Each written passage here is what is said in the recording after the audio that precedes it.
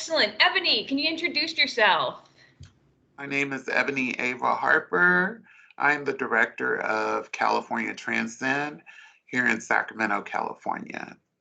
Excellent. And can you talk about your organization and the amazing work you guys do here in Sacramento?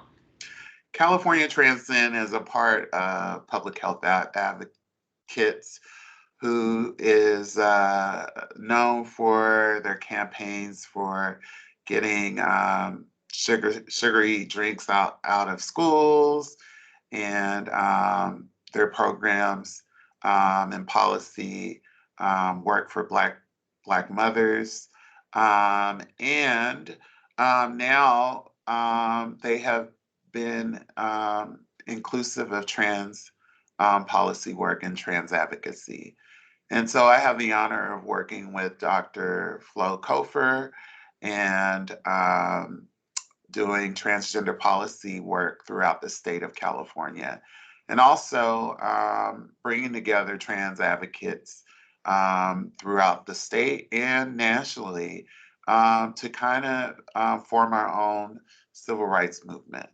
And so California TRANScends is kind of a transgender civil rights hub and policy hub.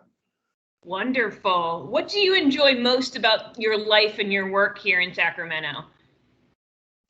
I would say I enjoy all my work. It's there's so many things that I've done, but people like me never feel like they're doing enough. But when I look back, I see, whoa, I did all this stuff. And but most fulfilling is I know how it feels to be rejected. I know how it feels to be sleeping outside in a shelter. And I know how it feels to be a castaway. And so the most fulfilling things about my work is serving the down and out and using my life experience of rejection and of being homeless and being a former child sex worker, being a runaway, and all those marginalized things, and using that to reach out to people that have no hope and feel like they can't go on. And so while my title right now is like transgender advocacy, I'm really an advocate for the down and out and anyone feeling rejected. And my whole life goal is just put a little love in this world. And I think we lack love, we lack empathy. And so I try to institute that in everything I do, even outside of work. I love serving people. And yes, I've gotten all these awards. Yes, I've done some amazing things.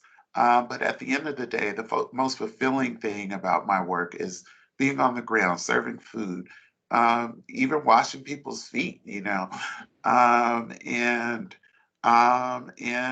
changing the narrative from the unredeemable to be redeemable, and changing the narrative of people that are getting out of prison and formerly incarcerated folks, that they can be contributors to society, and changing our consciousness and saying that people are separate from us, and knowing that we are all connected in some way, and helping bring unity to the world.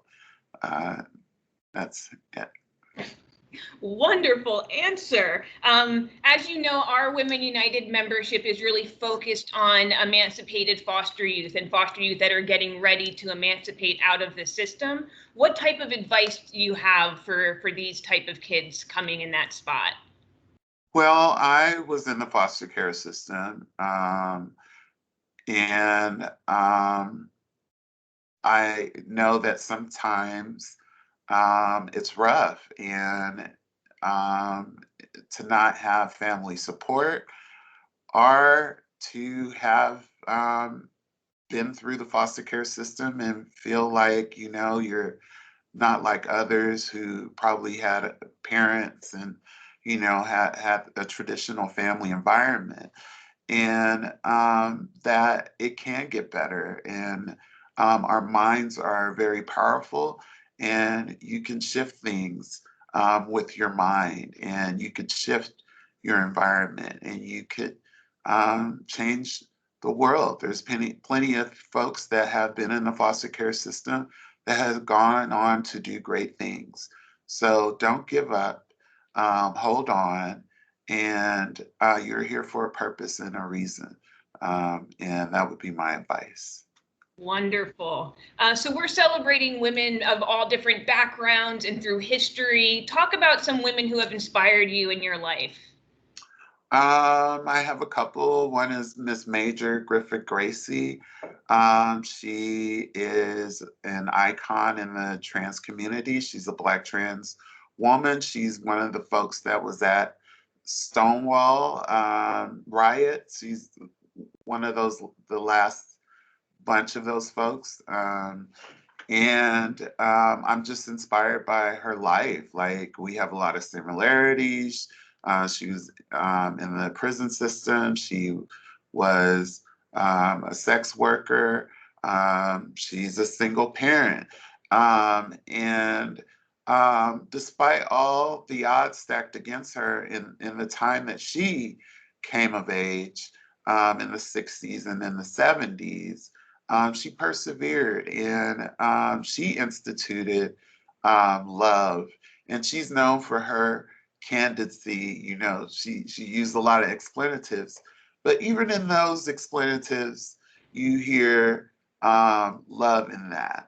And it's not mean, it's to get the point across. And so Miss Major is one of my sheroes, Valerie Spencer, who is more of a spiritual leader, and she's like the Black transgender community version of Iana Von Sant. She keeps it real, and she has a lot of love in her, and she's smart and every bit of a classy woman. And I have been mentored by her, and I look up to her a lot. And another woman would be Coretta Scott King. And through the face of her husband being murdered, and also her husband getting credit for a lot of things that she did, and she held together. And I idolize, I not idolize, but I look up to her because her husband being murdered and her having to suck things up and still take care of the children, and maybe even not having time to process all the stuff that happened, and going through the 60s and being a Black woman. And so, and still doing everything with grace and class and dignity. And so those would be my three women that I hold in high regard. Yeah, wonderful, wonderful women. Ebony, what advice would you give your 17-year-old self? 17-year-old self. I was a hot mess 17-year-old.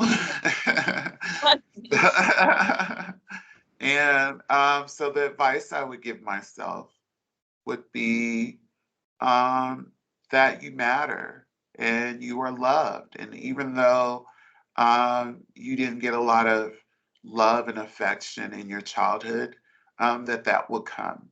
And just hold tight and look inward, start to look inward, that everything that you want isn't on the outside, it's on the inside, and that you will change a lot of people's lives someday. So hold tight. And sometimes you do have to have your blinders on and focus, and not be worried about what's going on to the left of you, to the right of you, and just stay focused. And I just encourage my 17-year-old self, and encourage my 17-year-old self to persevere, which I have. Yeah. Sure have. Speaking of which, what type of legacy would you like to leave behind? And you're well on your way, so. Yeah. But I'm not done, and I'm not done evolving as a human being, and I'm not where I want to be as far as consciously. And so, we're here for a minute, and we're a part of that generation, like generating and degenerating process of this planet. You come in this world and you leave this world, and so my the impression that I want to leave on this world is connecting human beings, and no matter if the human being is on the street, and hopefully I'll be a part of that shift of where we won't have to have any homelessness in the world. Or the human being is in a nice house. That we are all connected, and that we need to stop seeing each other as separate. And that's the impact I want to leave on the world. And just unification, and seeing that we are all connected, even the trees, even our four-legged friends. We're all a part of this thing called life. Absolutely. If you could reach everybody in the greater Sacramento area and tell them one thing, what would it be? I love Sacramento, and the reason why I moved here from Los Angeles was because of the diversity, and there's other cities that are diverse, but I love that Sacramento is, everybody interacts with each other. And so, if I was to tell people one thing, it would be that we are a great city. And as a city, even through the past year, we've faced a pandemic. Faced the George Floyd protests, which caused us to be self reflective and look inside and say, am I holding any kind of prejudice towards anybody? And it's not just Black folk. It's other communities, it's Black folks having to be self-reflective as well. And so the one thing I would say is, which is my universal message, is that we need to keep that unity going, and know that we are not separate, regardless of skin color, regardless of gender identity, regardless of if your hair is red, or your hair is if you use punk dye and it's green. We are all connected, and I like Sacramento because that connection is really strong here, and keep that going. Wonderful. And we'll end here with a little fun question. Would you rather meet an ancestor or a descendant, and why? Oh, that's a great question. An ancestor.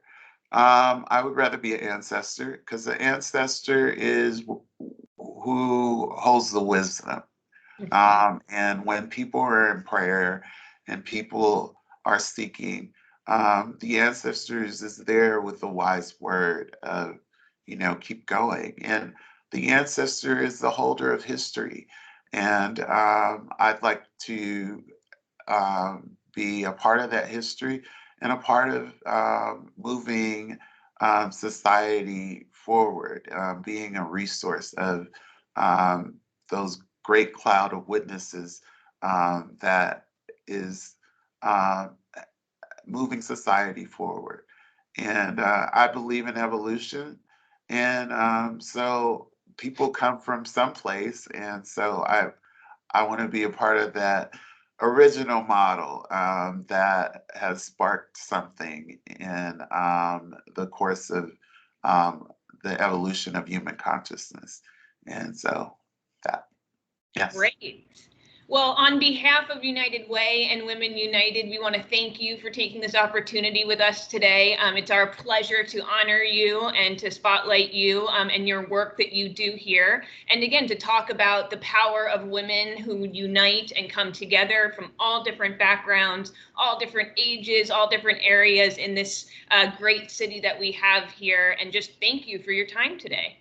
I thank you, Katie. Thank you for the spotlight, and thank you for United Way Sacramento, and thank you for all the great work that you all are doing over there. And it's a tremendous honor. I've always been a fan of United Way, and so I would also encourage people that are watching this to give and support the work of United Way. And so I say thank you. Thank you so much, Ebony.